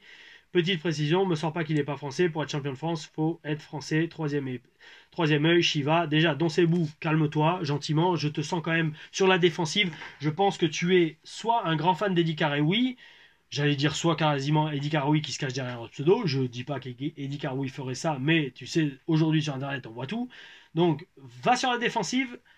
Quand j'oublie de parler d'Eddie Karaoui, ça n'a rien de personnel, ça n'a rien de il n'est pas français, ça, cette merde d'argument, excuse-moi, je m'enflamme parce que ça c'est de la merde, tu vois, c'est des paroles de merde, ça n'a aucun rapport. Pour moi, Eddie Karaoui est qui il est, je m'en fous qu'il soit français, pas français, dans un truc, c'est un mec, comme tu dis, qui a énormément de talent, qui en veut énormément, qui se défonce pour refaire du catch, donc oui, bel esprit. Maintenant, pourquoi on l'oublie, pourquoi tout le monde l'oublie, ben moi personnellement, je vais te dire franchement, j'avoue, c'est vrai que j'oublie souvent Eddie Karaoui, peut-être parce que il a jamais vraiment côtoyé de très près de grosses fédés américaines et qu'on a tendance à juger le succès d'un catcheur aujourd'hui dans le monde par rapport à ça. Voilà, ça c'est pas le fait qu'on n'aime pas Eddie Karaoui, c'est juste un fait, point barre. S'il avait été à la New Japan Pro Wrestling ou à la WWE ou à Impact, peut-être que les gens le mentionneraient un peu plus, parce que tu me mentionnes CMLL, d'accord, très grosse fédération, mais malheureusement très peu connue quand même en France, et par les fans internet, parce que trop fermé sur le circuit lucha libre et pas assez ouvert à l'international, quoi qu'on dise, contrairement à la New Japan maintenant qui a New Japan USA, qui a quand même New Japan World, qui est une chaîne de streaming internationale, voilà. Big Japan, indie japonaise, DDT, indie japonaise, IGF, très petite fête japonaise, voilà, tu vois, donc je pense que le truc que les gens l'oublient, c'est que il n'a pas fait de grosses fédés. Non pas, je dis pas qu'il n'est pas talentueux pour autant, non, c'est un mec, j'ai vu quelques vidéos de lui, il a un style quand même très particulier, attention, ça aussi, faut que ça plaît peut-être pas à tout le monde. Son style, justement, et vu qu'il vient et qu'il a eu une très belle carrière quand même de lutte gréco-romaine, il a un style très axé MMA. Faut aimer, faut aimer. Peut-être que aussi son personnage n'est pas assez excentrique pour marquer les esprits. Je sais pas, moi j'essaie juste de trouver des explications à ça. Pourquoi c'est vrai que j'y pense pas beaucoup à Eddie Karaoui. Voilà. Pour ta petite précision qu'il n'est pas français, j'aurais jamais dit ça, comme tu le dis, exactement. Pour faire les championnats de France, il faut être français. Voilà. Hashtag Shiva, hashtag Enki, ouais, hashtag Poséidon plutôt, je préfère. Ah ou. Ensuite, Samy. Samy, il revient, il a beaucoup de questions. À partir de quel niveau peut-on commencer à chercher des bookings? Combien de stages ou combien d'années? C'est vraiment une question que je me pose depuis un moment et dont j'ai jamais vraiment trouvé la réponse. Tout simplement parce qu'il n'y a pas de réponse à ça. C'est pas... voilà, en fait, c'est pas au bout de 3 stages que ça y est, tu peux commencer à chercher des bookings. Tu peux commencer à chercher des bookings quand tu te sens prêt et que le promoteur t'estime prêt, tout simplement. Voilà. Donc ça peut, il y en a, ils peuvent faire 20 000 stages, ils seront jamais prêts. D'autres, ils en font 3 ou 4, ils commencent à avoir un bon petit niveau, même si je pense pas que tu puisses monter sur un gala, faire des shows juste avec des stages. Il faut quand même un entraînement sérieux et prolongé, donc voilà, quoi. Je veux dire, c'est 50-50, tu vois. Donc non, c'est voilà, le niveau, c'est une fois que tu l'as et surtout que le promoteur estime que tu l'as. Voilà. Pour commencer à chercher des bookings et surtout les avoir, parce que chercher des bookings, tu peux, mais que tu vas en avoir, ça c'est une autre question, quoi. From the Ultimate One DOA. Donc DOA. Est-ce que l'accent français... Oula, il y en a beaucoup. Est-ce que l'accent français était, j'imagine, une de tes idées ou celle des créateurs? Car cet accent forcé, tu l'as eu à Impact, mais aussi WWE. Je vais faire une par une parce qu'il y en a pas mal. Accent français, alors ça a été un mélange des deux. Ça a été... un jour, je parlais avec Danny Burch en voiture. On était tous les deux blessés au genou quand c'était encore à Tampa, à FCW. Danny Burch qui est tout à NXT UK, je crois, en ce moment. Un mec qui bosse dur. Et bref, on parlait. Et lui, il faisait ses promos en anglais avec un très très fort accent anglais. British, mate. Et moi, je lui demandais, ouais, qu'est-ce que t'en penses? Tu vois, penses que je devrais garder l'accent français ou non pour le forcer pour les promos? Et il m'a dit, mec, est-ce que t'es français? Je fais oui. Est-ce que tu vois d'autres français à NXT en ce moment? À l'époque, il n'y en avait plus parce que Dileo, il était rentré chez lui et Marcus n'était pas encore là. Et moi, je lui fais non. Et il me fait, bah mec, force ton accent français au maximum parce que c'est ce qui te fera te différencier le plus possible des autres. Et il avait raison. Voilà. À la WWE, quand vous êtes entouré par 100 autres mecs qui sont très talentueux, il faut se différencier. Et l'accent français permettait de me différencier. À Impact, je l'atténuais quand même un peu. Je faisais pas Hello, of course, I am Sylvester Lefort. Non, non, non, je faisais pas comme ça. Je l'atténuais un peu, mais il est toujours présent. Pourquoi? Parce que big news, je suis français. Deuxième question, penses-tu que cet accent a pu freiner l'évolution de ton personnage? Car il faut dire que les personnages stéréotypés ont souvent plus de mal. Oui et non, parce que ça m'a valu d'être manager très rapidement à la télé, même quand j'étais encore blessé. Donc voilà, donc non. Après, est-ce que ça l'a freiné? Encore une fois, c'est une question du patron. Si le mec, il n'aimait pas les personnages stéréotypés, ben oui, ça va freiner ma carrière. S'il l'aimait, au contraire, ça va me mettre sur le devant de la scène. À l'Impact, ils adoraient le côté français, donc ils nous ont mis à la télé direct, tu vois. Donc il n'y a pas de réponse générale pour ça. Ça dépend du goût du jour du patron. Est-ce que Triple H était un asshole ou bien un gars nice? 75% il était cool, sympa, très professionnel. À 25%, je vais pas dire qu'il était asshole, mais à 25% des fois, tu vois, tu sentais qu'il faisait tout pour t'éviter quand tu avais envie de lui parler, mais qu'il avait rien de nouveau à te dire. Tu vois, quand tu avais envie d'aller le voir et lui dire Monsieur, alors, voilà, j'ai un nouveau personnage, est-ce que vous pensez que bientôt je serai de retour à la télé? Et que la réponse était non, plutôt que de s'embêter à te parler pendant 10 minutes, à essayer de te caresser dans le sens du poil et à dire non, mais écoute, fais ci, fais ça, bah, des fois il t'évitait ou il faisait semblant d'être sur son portable, comme beaucoup de gens le font. Hein, t'as pas envie de parler à quelqu'un, tu prends ton portable, tu fais semblant d'être dessus, tu vois, donc voilà. Bon, après, voilà, est-ce que ça fait de lui un asshole? Non, mais quand t'es le patron et que t'as le destin dans les mains de gens qui ont tout laissé derrière eux pour venir mousser à la WWE, c'est limite, tu vois. Je veux dire, moi, je pense pas que je ferais ça, tu vois. Enfin bon, après, chacun fait comme il veut. Dans les coulisses, fallait-il s'appeler par les noms de ring ou pas? Car dans Total Divide, il garde cet aspect qui est faible. 50-50, ça dépend. Il y en a, je les appelais par leur nom de catcheur parce que c'était plus facile à retenir ou plus facile à dire, d'autres par leur vrai prénom, tu vois. Donc c'est pareil, c'est 50-50. Il n'y a pas de règle générale. Quelles ont été, quelles sans apostrophe s'il vous plaît, quelles ont été les différences avec un S entre Impact et WWE? Est-ce que tu accepterais de retourner à la WWE? Alors, oui, si la WWE me propose un contrat et qu'il est intéressant, bien évidemment, je ne vais pas dire non, si j'en ai envie. Et quelles ont été les différences entre Impact et la WWE? La liberté, tout simplement, de personnage et surtout de faire un peu plus dans le ring, d'être toi-même plus qu'à la WWE. Ça, j'ai adoré ça à Impact et ça, c'est vu parce que notre style de catch était beaucoup mieux qu'à NXT, en équipe avec Marcus. Pourquoi tu n'as pas tenté la ROH? Je l'ai fait. J'ai envoyé mon dossier. J'attends leur réponse. On croise les doigts. Si vous voulez tweeter la ROH, signer des Français pour 2020, signer Tom Laruffa, allez-y, balancez les hashtags Tom Laruffa ROH, tweetez la ROH. Moi, je retweeterai tous les tweets. Il refaut du français aux États-Unis. Ah ouh. Et une équipe de Français, ça serait pas mal. Les étalons français à la W. Non, ouais, WWE, ça m'étonnerait quand même, ça m'étonnerait. Ils nous ont eu pendant 4 ans, ils auraient pu faire quelque chose. ROH, AEW, oh oui. Quand vas-tu essayer de retourner du côté international? Je l'ai déjà dit plein de fois dans cette vidéo. Est-ce que ça vous arrivait de vous entraîner avec les arbitres? Je ne sais pas pour développer votre coordination et votre entente. Totalement, à NXT, Performance Center, les arbitres faisaient les échauffements avec nous, les roulades, quelques chutes pour qu'ils soient capables de chuter, de bien bouger dans le ring et soient en condition physique quand même pour être dans le ring, parce qu'ils sont dans le ring autant que les catcheurs, faut pas oublier. Ils ont quand même un boulot très physique et ils se blessent des fois les épaules, les genoux, ça arrive à tous les arbitres. Il y a même un arbitre à NXT qui s'était pété la cheville il y a pas longtemps, j'avais vu en vidéo, ça faisait très mal. Et aussi, bien évidemment, voilà, on faisait beaucoup d'exercices de catch avec les arbitres dans le ring pour améliorer la communication avec eux. Et je le fais, je le montre à mes stages. Venez un message de catch. Ah, alors, franchement, les gars, je pense que c'est la dernière. Très bel esprit. Il y a 6 jours. Salut Tom. Alors, pour toi, qui est le catcheur le plus talentueux, tout confondu, New Japan Pro Wrestling, AEW, WWE, AOU? Question trop large pour répondre, donc pour rester dans la gimmick de je suis un Spartiate, je suis un guerrier, le plus talentueux du monde, c'est Tom LaRufa, AOU. Et on veut Tom LaRufa à la AEW ou à la ROH. Oh oui, oh oui.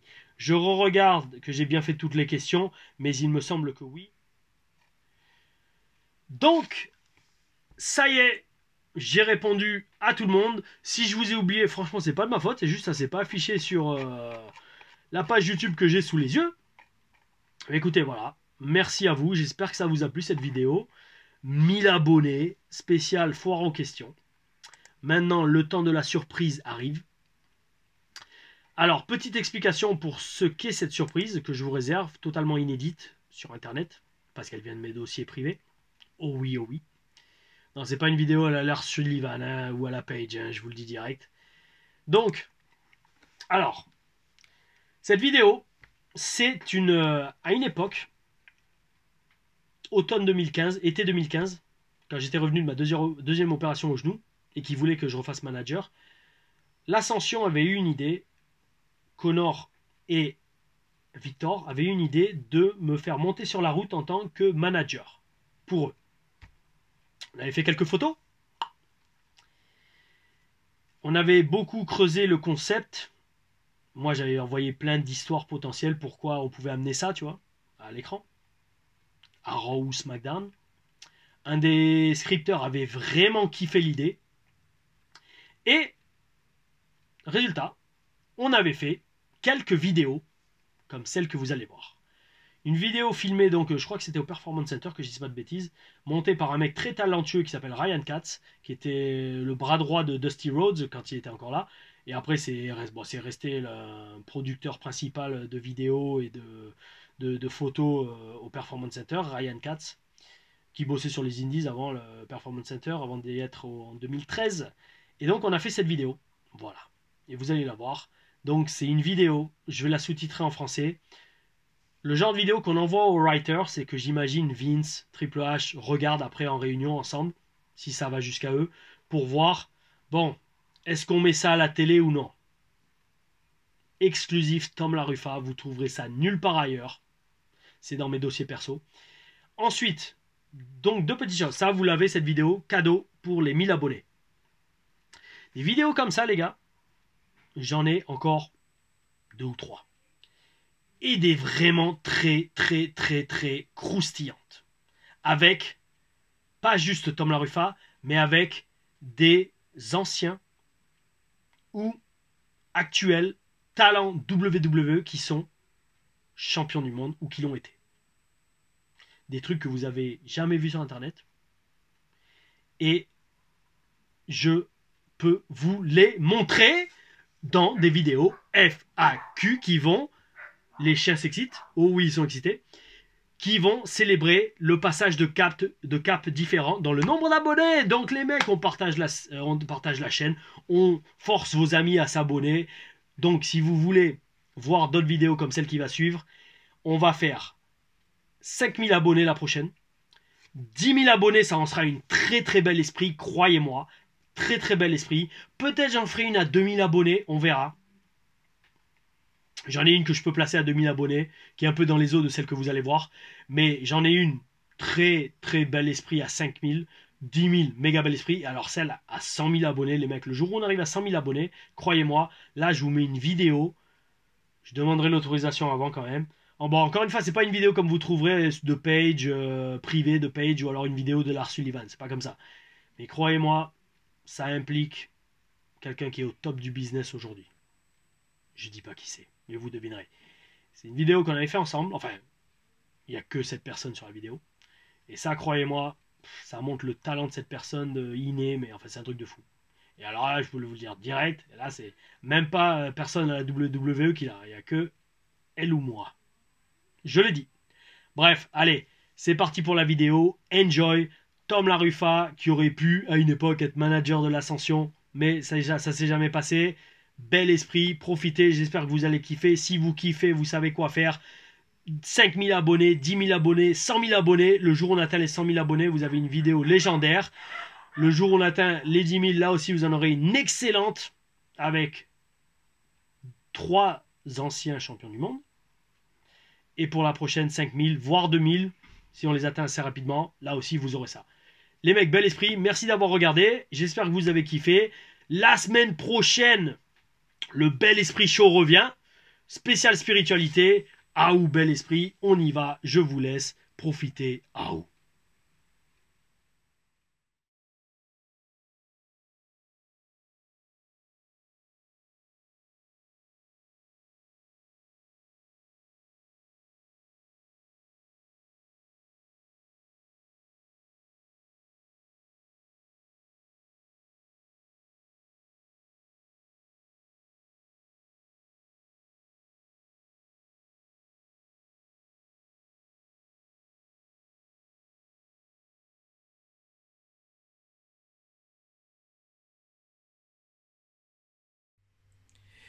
Oh oui, oh oui.